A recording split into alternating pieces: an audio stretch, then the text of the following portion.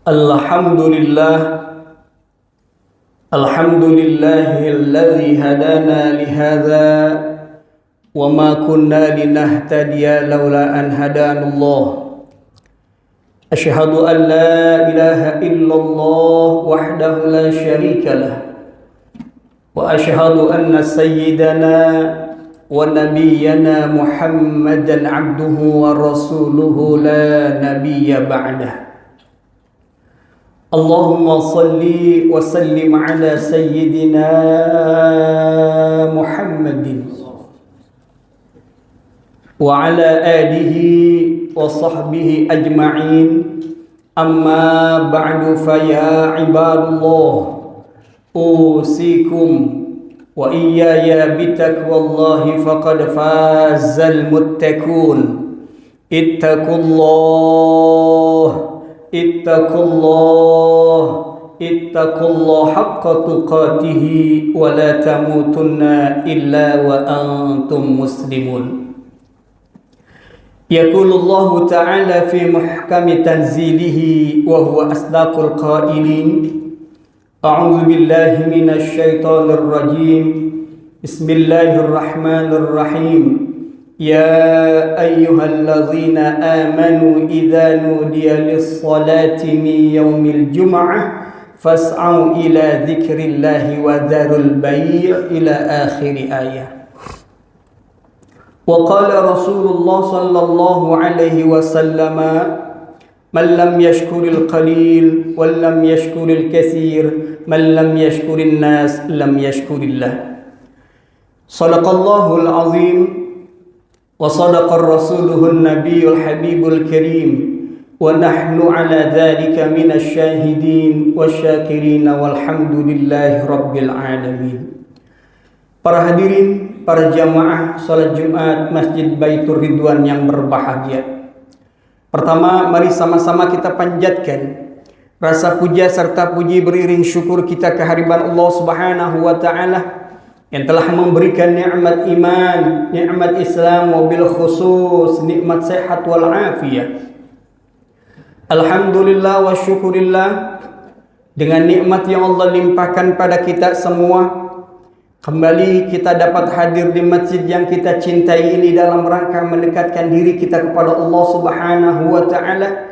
Penuh harapan dan doa kita, mudah-mudahan segala amal ibadah yang sudah kita lakukan, yang akan kita lakukan, yang besok kita lakukan senantiasa, amal ibadah kita Allah jadikan amalan makbulan, amal yang benar-benar diterima oleh Allah Subhanahu wa taala. Dan insya Allah kita akan peroleh, kita akan petik amal ibadah kita tersebut kelak kembali ke hadapan Allah Subhanahu wa taala dengan kalimat sebaik-baik amal ibadah. Amin ya rabbal alamin. Salawat beserta salam kita sampaikan pada Nabi kita Muhammadin sallallahu alaihi wasallam. Hadirin jamaah Jumat rahimakumullah.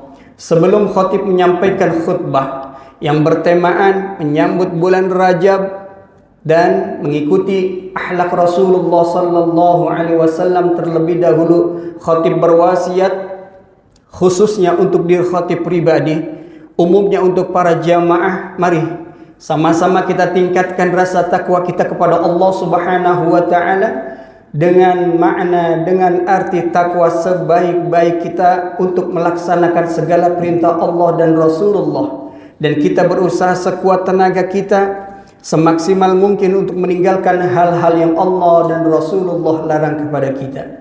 Hadirin jamaah Jumat rahimakumullah. Di hari Senin kemarin masuk banyak lewat medsos kita, lewat media sosial kita, yaitu ucapan kalimat ahlan wa sahlan fi syahril Rajab. Selamat datang bulan Rajab, melalui medsos kita, melalui status Instagram, Facebook, status WA dan lain sebagainya, ucapan-ucapan selamat datang bulan Rajab. Dan masuk juga lewat WA kita melalui doa-doa yang dilontarkan di bulan Rajab, doa dan solawat-solawat yang masuk lewat medsos kita, yaitu melalui Instagram kita dan lain sebagainya, doa-doa, solawat masuk di bulan Rajab. Kenapa di bulan-bulan yang lain tidak ada ucapan kalimat demikian? Ini rasa syukur kita kepada Allah, rasa gembira kita kepada Allah Subhanahu wa taala bahwa bulan Rajab masuk di hari Senin dan kita menikmati, kita gembira datangnya bulan Rajab tersebut. Banyak keutamaan, keistimewaan di bulan Rajab. Salah satunya sering kita dengar daripada kiai, pada guru-guru kita, para ustaz kita mengajarkan satu doa kepada kita. Allahumma barik lana fi Rajab wa Sa'bana wa ballighna Ramadan. Yang artinya sangat dalam. Apa yang Rasulullah ajarkan kepada kita? Ya Allah, berikan keberkahan pada saya. Baik umur saya, usia saya, keberkahan diri saya, keluarga saya, kerabat saya, tetangga saya, perusahaan saya, pabrik saya, ya Allah. Kami minta keberkahan di bulan Rajab dan keberkahan di bulan Sa'ban. Dan sampaikanlah umur-umur kami di bulan suci Ramadan. Bukan hanya doa-doa. Diajarkan oleh guru kita, diajarkan para alimil ulama kita. Kenapa? Keberkahan bulan Rajab, masuk keberkahan bulan Sa'ban, dan masuk bulan suci Ramadan. Sampai Rasulullah mengajarkan pula, menyebutkan dalam hadisnya, beliau katakan, Innar Rajab syahrullah. Sesungguhnya bulan Rajab adalah bulan Allah Subhanahu wa taala. Fa astaghfiru katsiratan. Maka perbanyaklah oleh kalian akan istighfar. Mohon ampun, introspeksi diri. Apa yang kita introspeksi diri? Apa kewajiban yang sudah banyak kita lakukan, bahkan sebaliknya? Atau kemaksiatan yang sudah kita lakukan?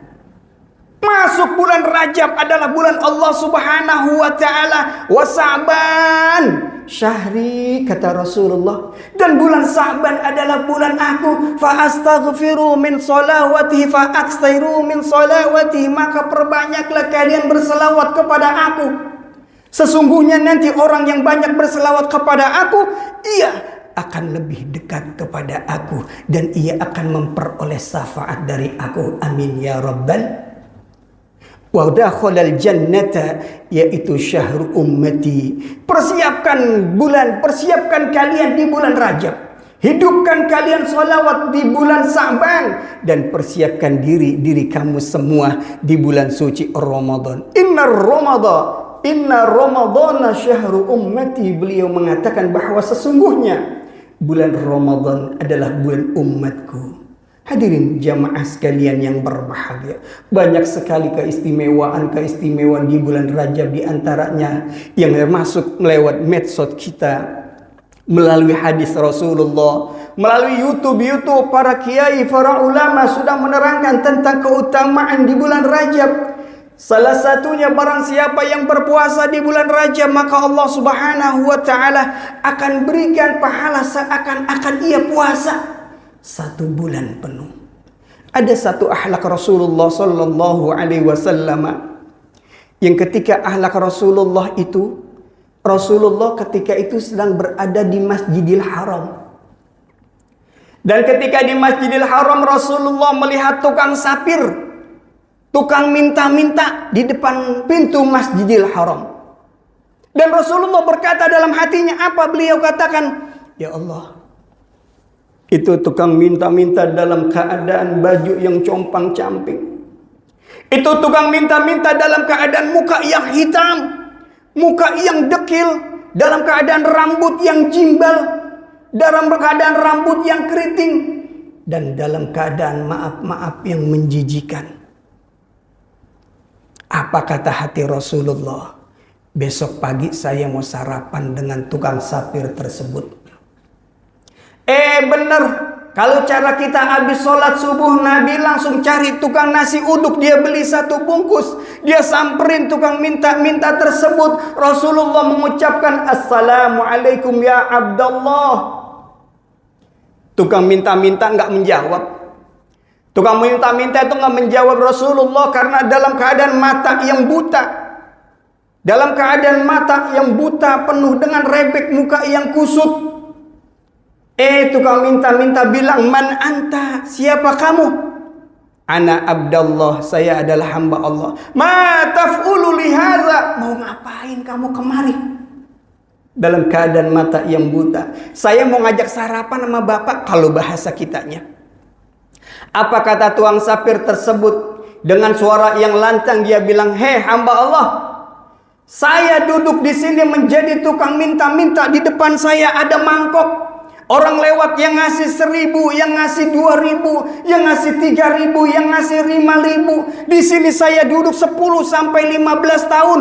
Orang dekat saya sama saya aja dalam keadaan jijik, dalam keadaan geli. Kok kamu kenapa mau ngajak saya sarapan? Jangan bercanda, kamu mau ngajak sarapan dengan saya?" Apa kata Nabi kita? "Sedikit pun saya tidak bercanda, Pak. Sedikit pun saya tidak bergurau. Nih, saya udah bawa nasi 1 bungkus. Ayo, silakan buka mulut bapak, saya suapin." Disuapin sama Nabi. Ternyata pas disuapin sama Nabi, apa kata beliau? Hamba Allah, kamu beli nasi di mana ini? Kok nasinya enak banget? Nasinya mudah saya kunyah, nasinya mudah saya telan. Enak ini, nggak keras nasinya. Kamu beli di mana? "Biasa di tempat saya beli." Katanya kamu mau sarapan bareng sama saya, ayo kamu makan. Nabi makan ketika itu.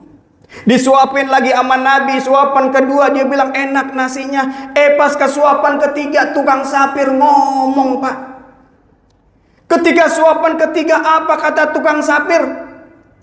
Dengan suara yang lantang, dengan suara yang keras tukang sapir bilang apa? Dia bilang, "Wahai bapak-bapak, wahai ibu-ibu yang lewat depan saya, dengerin omongan saya. Jangan percaya dengan Muhammad. Muhammad adalah seorang pembohong besar. Saya dengar Muhammad membawa ajaran baru yang disebut dengan Islam. Saya dengar Muhammad memiliki Tuhan yang satu yang disebut Allah. Saya dengar Muhammad memiliki kitab suci yang disebut dengan Al-Quran. Saya dengar Tuhan Muhammad telah menciptakan 7 lapis langit beserta makhluk-makhluknya, yang telah menciptakan 7 lapis bumi dengan makhluk-makhluknya. Saya dengar Tuhannya Muhammad telah menciptakan manusia dari berbagai macam suku, bangsa, dan bahasa. Dan saya dengar Tuhannya Muhammad telah menciptakan manusia dengan berbagai macam warna kulit. Jangan percaya dengan Muhammad.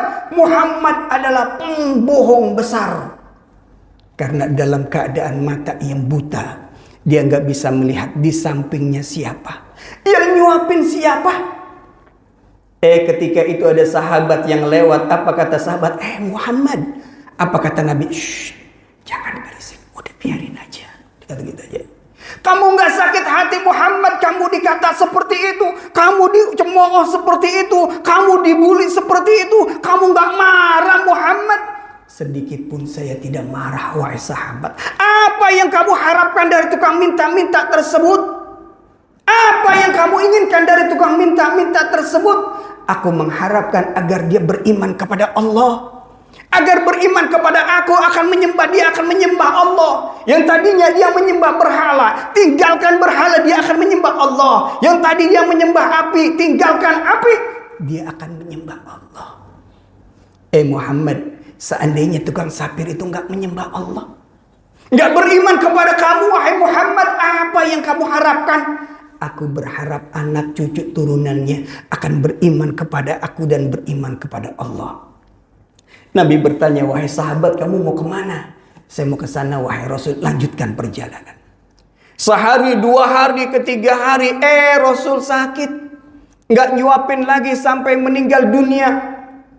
Pas setelah meninggal dunia, jamaah para sahabat datang dan mengantarkan Rasul ke makamnya. Ketika pulang dari kuburan, Abu Bakar sahabat tertua kembali kepada Rasulullah, berjumpa dengan istri Rasulullah, putri beliau.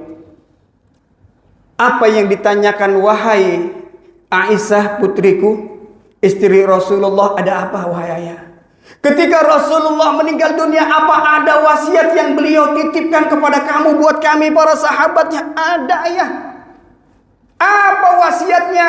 "Wasiatnya pertama ayah, beliau menyampaikan wahai Aisyah, nanti ketika aku tidak ada umur, aku kembali ke hadapan Allah Subhanahu wa Ta'ala, tolong sampaikan wasiat aku. Pertama, lanjutkan perjuangan Islam, tegakkan li'ilati kalimatillah.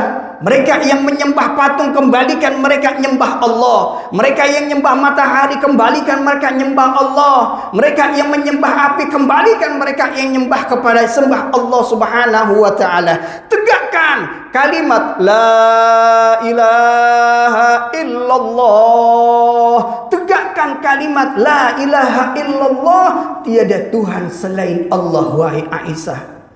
Itu pesan Rasulullah, wahai ayah. Insya Allah saya jalankan. Yang kedua, wahai ayah, ini tiap pagi Nabi nyuapin tukang minta-minta ini, wahai ayah. Di Masjidil Haram, di pintu ini udah berapa hari ketika Nabi sakit dan beliau berwasiat minta tolong kepada ayah kamu.